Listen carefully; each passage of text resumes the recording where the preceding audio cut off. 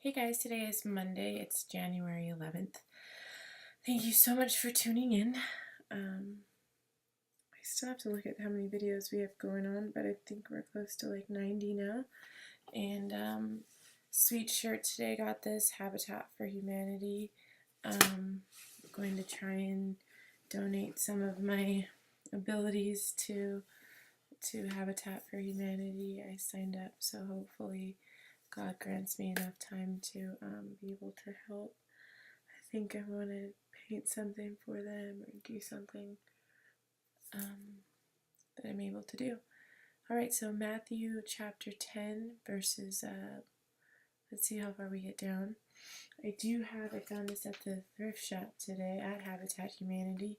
It is a To Treasure Forever, A Gift of Love, Poems from the Heart. Helen Steiner Rice. Beautiful, beautiful poetry. So I found one in there that I thought I wanted to read to you. And then that would be our devotion of the day. Okay, so without a doubt here, or without a shadow of a doubt, or with further ado, that's what I was looking for. Here we go, the 12 apostles. And when he called, this is Matthew 10, verse 1. And he called his 12 disciples to him, and he gave the power over the unclean spirits to cast them out, and to heal all kinds of sickness and all kinds of disease. Now the names of the 12 apostles are these. Sorry, my nose is like really...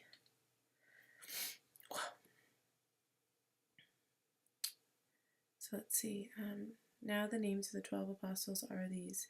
First, Simon, who is called Peter, and Andrew his brother, James the son of Zebedee, and John his brother, Philip, and Bartholomew, Thomas, and Matthew, the tax collector, James and the son of Alphaeus, and Lebbaeus, whose surname was Thaddeus, Simon the Canaanite, and Judas the Iscariot, who also betrayed him. These 12 Jesus sent out to command them, saying, Do not go to the way of the Gentiles, and do not enter to the city of the Samaritans, but go rather to the lost sheep of the house of Israel. And as you go, preach, saying, The kingdom of heaven is at hand. Heal the sick, cleanse the lepers, and raise the dead, cast out demons. Freely have you received, freely give. Provide neither gold, nor silver, nor copper, nor your money belts, nor bag for your journey, nor 2 tunics, nor sandals, nor staffs, for a worker is worthy of his food. Now whatever city or town you enter, inquire who is worthy, and stay there till you go out. And when you go out into a household, greet it. If the household is worthy, let your peace come upon. But if it is not worthy, let your peace return to you.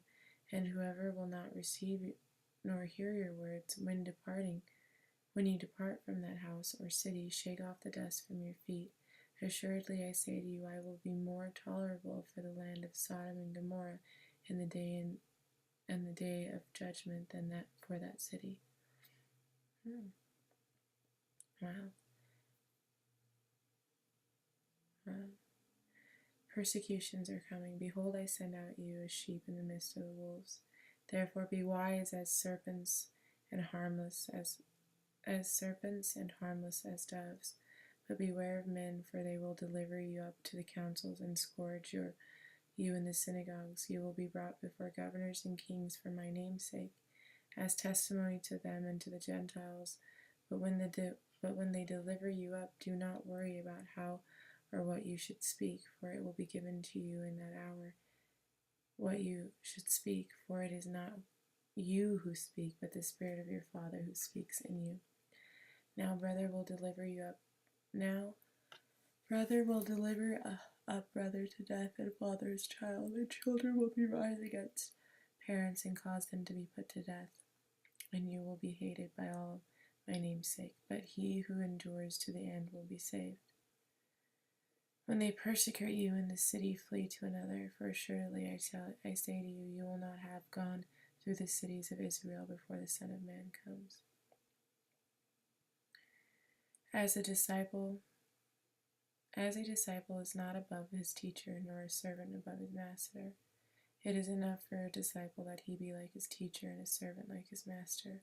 If they have called the master of the house of Beelzebub, how much more will they call those who household. Therefore do not fear them, for there is nothing covered that will be revealed, and hidden that will be known.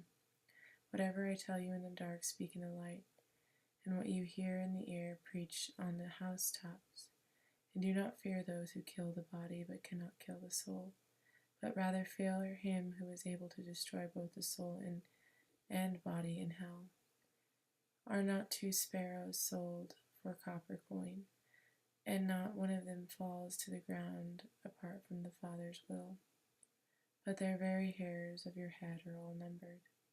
Do not fear, therefore you are of more value than the sparrows. 32 through 42 is what we're going to read tomorrow. So, confess to Christ before men. Christ brings a division, and a cup of cold water is the next sections. And then Matthew 11 goes into John the Baptist sends messengers to Jesus. This is the poem I wanted to read to you really quick. Okay. Living as we do today, in a world of speed and greed, we are restless and dissatisfied, and we recognize a need for something to alleviate our constant state of stress, something that will change dull days to hours of happiness, something new and different to excite our bored existence, which we so foolishly attempt to change with rash resistance.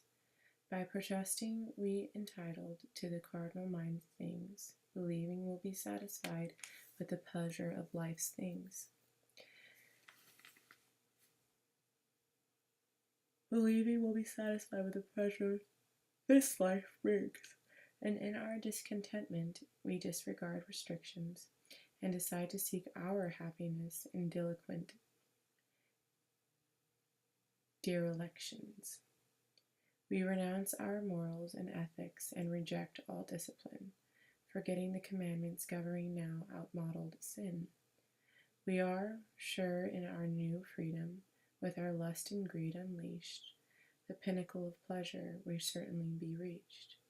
But man cannot desecrate his soul or defy God's changeless laws, for the age-old 10 Commandments stand untouched by human flaws. And until man comes to realize he must live and still obey the commandments that God handed down way back in Moses' day, he will never find contentment, and his search will be in vain, for what he thought was pleasure will return to him in pain. For man, with all his greatness, his knowledge, and his skills, is still a helpless child and subject to God's will, and there is nothing man can do to bring lasting joy and peace, or curb his untamed passions, or make his longingness cease, but the humble full acknowledgement that there is no substitute to bring forth a happy harvest except the spirit of fruit. For unless man's spirit is redeemed, he will never, never find unembellished love and happiness and eternal peace of mind. That is beautiful. It's called New Concepts and Old Commandments. This is a Helen Steiner Rice, Poems from the Heart. It's beautiful. Okay, thank you for tuning in. I hope that helped, and we'll see you tomorrow.